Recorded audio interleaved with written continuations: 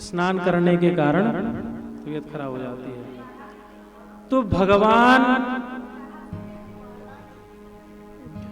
आप लोग पिलाते हैं काढ़ा? तो भगवान जगन्नाथ का प्राकट्य किस लिए हुआ? किस लिए हुआ बताइए जरा, किस लिए हुआ?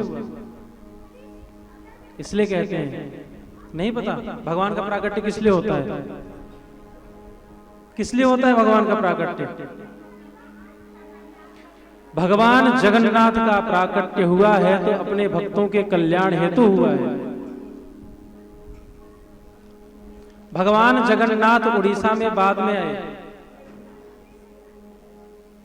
सर्वप्रथम द्वारिकाधीश में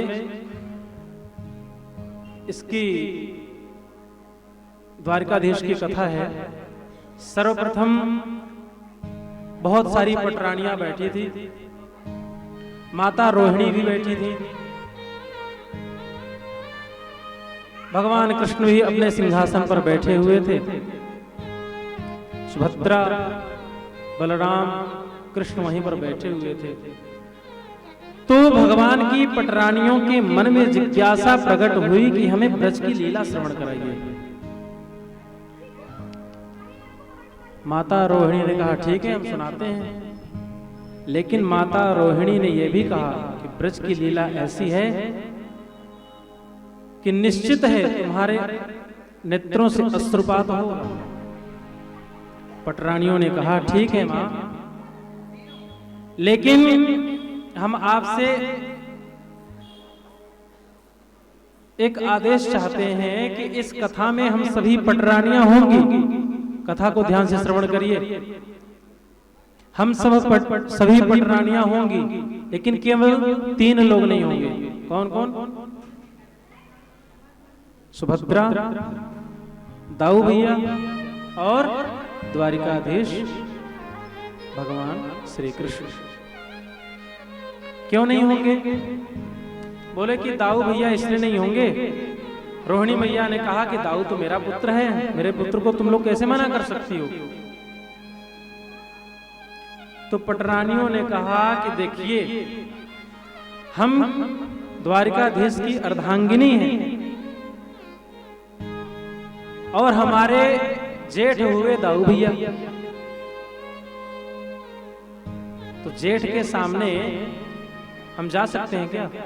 जेठ के सामने नहीं जा सकते।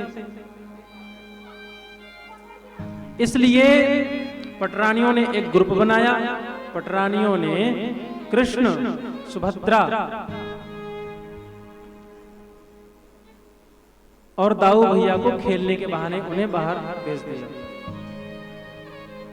और इधर माता रोहिणी ने कथा प्रारंभ करी, ब्रज की लीलाएं प्रारंभ करी। माता रोहिणी ने ब्रज की जब लीलाएं प्रारंभ करी तो माता रोहिणी ने थोड़ी सी कथा सुनाई थी गोपियों को, पटरानियों को। सभी पटरानियों के आंखों से, नेत्रों से अश्रुपात होने लगा ब्रज की लीला को श्रवण करके।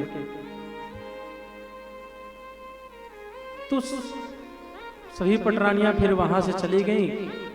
कृष्ण आदि ने देखा कि ये पटरानियां हमें खेलने के बहाने हमें बाहर भेज दी, ये सब कहां चली गईं? तो देखते देखते भगवान कृष्ण ने देखा कि एक छोटा सा सभा बैठी थी पटरानियों की, माता रोहिणी कथा सुना रही थी। तो पटरानियां नेत्रों से अश्रुपात कर रही हैं और रोहिणी माता कथा श्रवण करा रही हैं। ब्रज की ऐसी लीला है कि भगवान कृष्ण ने स्वयं श्रवण करके भगवान कृष्ण स्वयं अश्रुपात करने लगे, पिघलने लगे। देवताओं ने सोचा अगर भगवान पिघल जाएंगे ऐसे ही प्रेम में तो समस्या हो जाएगी। तो देवता ब्रह्मा जी के पास गए। फिर ब्रह्मा जी ने नारद जी को आदेश दिया कि आप जाओ, माता रोहिणी को समझाओ, कथा रुकवाओ। माता रोहिणी को बोला मैया कथा बंद करो, हालत बहुत गंभीर हो रही है। कृष्ण, सुभद्रा, दाऊ भैया सब पिघल गए हैं, इसलिए कथा को बंद करो। कथा जब बंद कर दी तब कृष्ण जी ने कहा मैया कथा क्यों बंद कर दी? तो नारद जी ने कहा कि प्रभु अगर फिर से कथा की तो आपका स्वरूप पिघल जाएगा, इसलिए कथा को यहीं पर रोकना है। कलयुग में आप भक्तों की रक्षा करने के लिए अवतार धारण करेंगे। सर्वप्रथम भगवान जगन्नाथ का अवतार हुआ कहां? द्वारिका में। ये कथा पता है आपको? द्वारिका में हुआ। एक और प्रसंग आता है कि भगवान ने राजा को आदेश दिया, एक बढ़ई भगवान की मूर्ति बना रहा जगन्नाथ भगवान की, तो भगवान ने मना किया, भैया तुम नहीं जाओगे, तो पता कैसे चलेगा कि ये मूर्तिकार मूर्ति बना रहा है?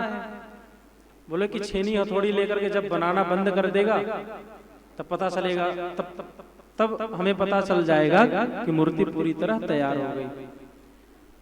भगवान जगन्नाथ की मूर्ति को तैयार करते करते वह मूर्तिकार भाव विह्वल हो गया, भाव में डूब गया। राजा को लगा क्या हो गया। राजा ने तुरंत दरवाजा खोल दिया और देखा कि मूर्तिकार तो कुछ कर ही नहीं रहा है। तब भगवान द्वारिकाधीश ने कहा, अब जो मूर्ति बन गई है इतने ही विग्रह का तुम पूजन करो। 2 कल्प से इसकी कथा आती है। तो नारद जी ने मना किया कि प्रभु अभी कथा की चर्चा नहीं कर सकते। तो माता रोहिणी ने कथा को बंद कर दिया। भगवान का शरीर पिघल गया, माता सुभद्रा जी का शरीर पिघल गया, दाऊ भैया का शरीर पिघल गया। फिर भगवान श्री कृष्ण ने कहा ठीक है। फिर नारद जी ने कहा कि आप अवतार धारण करेंगे कलयुग में भक्तों की रक्षा के लिए, भक्तों को स्नेह देने के लिए आप अवतार धारण करेंगे। और वही जगन्नाथ भगवान सर्वप्रथम द्वारिका में प्रकट हुए। फिर इसके बाद द्वारिका से उड़ीसा गए, जगन्नाथपुरी। तो भगवान जगन्नाथ का प्राकट्य हुआ है भक्तों के कल्याण हेतु। भगवान जगन्नाथ कैसे हैं? सच्चिदानंद रूपाय विश्वोत्पत्त्यादि हेतवे तापत्रय विनाशाय श्री कृष्णाय वयं नमः। जो कृष्ण है वही जगन्नाथ प्रभु हैं। स्वयं की ब्रज की लीला को श्रवण करके भगवान कृष्ण पिघल गए। तो आप साथ में देखते हैं ना, बीच में भगवान कृष्ण, एक तरफ सुभद्रा, एक तरफ बलराम जी। तो भगवान जगन्नाथ का प्राकट्य हुआ है कलयुग में भक्तों की रक्षा के लिए। जगन्नाथ मंदिर में एक हमारे परिचय के पुजारी भी रहते हैं, तो वहां की कथा बताते हैं। कल अगर मौका मिलेगा तो उस कथा के बारे में श्रवण कर लेंगे। अभी कुछ भजन सुनते हैं। भगवान जगन्नाथ भी आ गए। बोलिए भक्तवत्सल भगवान की जय।